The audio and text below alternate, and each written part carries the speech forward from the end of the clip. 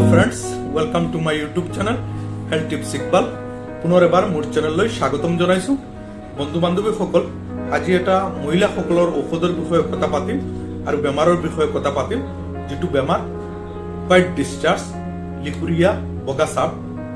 বহুত মহিলাসকলে মোক ফোন কৰি কৈছে বা বহুত ভিউৱাৰ্ছে কমেন্ট বক্সত জনাইছে বহুত দিনৰ পৰা বগা সাপত ভুগি আছে, বহুত ঔষধ আয়ুৰ্বেদিক খোৱাৰ ফলতো বিশেষ কোনো সুফল পোৱা নাই বা ভাল হোৱা নাই।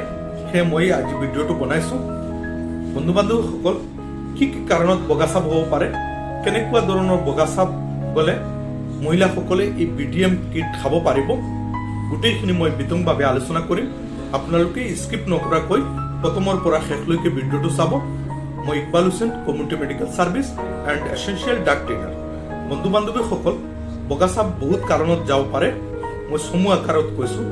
কেতিয়াবা মহিলাসকলৰ মাহেকীয়াৰ সময়ত পেড ইউজ কৰা হয়, বহু সময়লৈকে 5 ঘণ্টা 7 ঘণ্টা কিবা কাৰণত জাংগিয়া এনেকৈ 7 ঘণ্টা 8 ঘণ্টা 10 ঘণ্টা 12 ঘণ্টা ইউজ কৰিবলগীয়া হয়।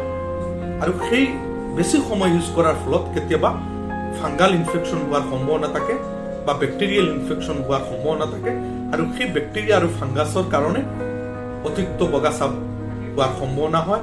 আৰু সেই অতিৰিক্ত বগা সাপ যোৱাৰ ফলত মহিলাসকলৰ কিছুমান সমস্যা দেখা দিয়ে। কেতিয়াবা জুনুপত খজুৱাই থাকে বা ইনফেকশন হৈ যায়, গা হৈ যায়।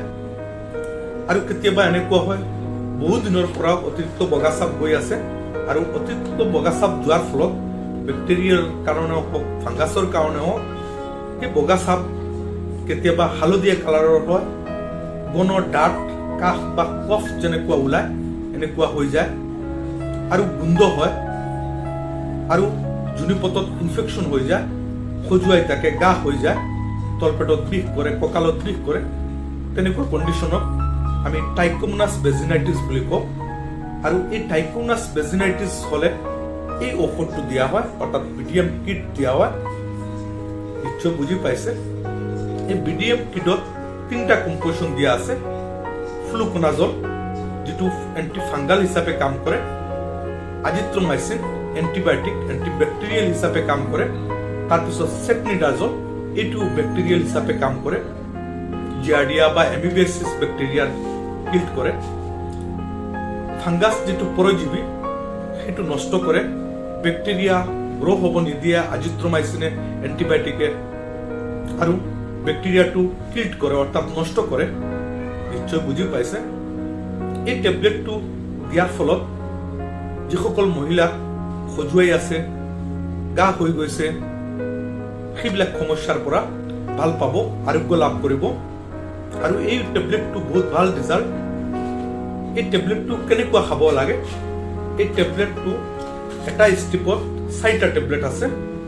এই বগা কালাৰৰ যিটো এইটো ফ্লুকোনাজল, অৰেঞ্জ কালাৰৰটো আজিথ্ৰমাইচিন আৰু ইয়েলো কালাৰ চেটনিডাজল। এই 4টা টেবলেট একেলগে খাব লাগে। এই টেবলেটটো ৰাতিপুৱা ব্ৰেকফাষ্টৰ সময়ত খাব। ব্ৰেকফাষ্টৰ পিছত এই অৰেঞ্জ কালাৰটো খাই দিব, তাৰপিছত চেটনিডাজলটো খাব আৰু 1 ঘণ্টা বা 2 ঘণ্টা পিছত এইটো খাব পাৰিব, নহলে আবেলি খাই দিব। অৰ্থাৎ একদিনত এটা ষ্টিপ খাব। এনেকুৱা 4 সপ্তাহমান খাব লাগিব। সপ্তাহত এটা ষ্টিপ। এটা ষ্টিপৰ দাম 108 টকা। যদি সানডে খায় নেক্সট সানডে, মানডে খালে নেক্সট মানডে। আৰু এই ঔষধটো খোৱাৰ পিছত কি কি অসুবিধা দেখা দিব পাৰে? কেতিয়াবা মুখ শুকাই যাব পাৰে, পানী পিয়াহ বেছি লাগিব পাৰে, মূৰ ঘূৰণি হ'ব পাৰে, শৰীৰটো দুৰ্বল হ'ব পাৰে, কেতিয়াবা পায়খানা ডাঠ হ'ব পাৰে বা কেতিয়াবা পায়খানা ঢিলাও হ'ব পাৰে, গেছ হ'ব পাৰে, পেটত বিষ কৰিব পাৰে বা বমি বমি ভাৱ হ'ব পাৰে, আৰু কেতিয়াবা এলাৰ্জি হ'ব পাৰে, শৰীৰত খজুৱতি হ'ব পাৰে। এনেকুৱা যদি হয় তেনেহ'লে এই টেবলেটটো খোৱা বন্ধ কৰি দিব আৰু এজন চিকিৎসকৰ পৰামৰ্শ কৰিব। VDM কিট খোৱাৰ আগতে এজন চিকিৎসকৰ পৰামৰ্শ কৰি খাব। যিকোনো ঔষধ খোৱাৰ আগতে এজন চিকিৎসকৰ পৰামৰ্শ কৰি খোৱাটো অতি দৰকাৰী, অতি প্ৰয়োজন। VDM কিট টেবলেটৰ ৰিভিউ এইখিনি। আশা কৰোঁ আপোনালোকে VDM কিট সম্পৰ্কে সকলো কথা গম পাইছে আৰু বুজি পাইছে। আৰু মোৰ ভিডিঅ'টো যদি ভাল লাগে তেনেহ'লে লাইক কৰিব, কমেণ্ট কৰিব আৰু শ্বেয়াৰ কৰিব। আৰু যদি নতুন হয় তেনেহ'লে ছাবস্ক্ৰাইব কৰিব আৰু বেল বটন প্ৰেছ কৰি ৰাখিব, তেতিয়াহ'লে নতুন ভিডিঅ' আপলোড কৰিলে সোনকালে পাই যাব। সকলো ভালে থাকক, ধন্যবাদ।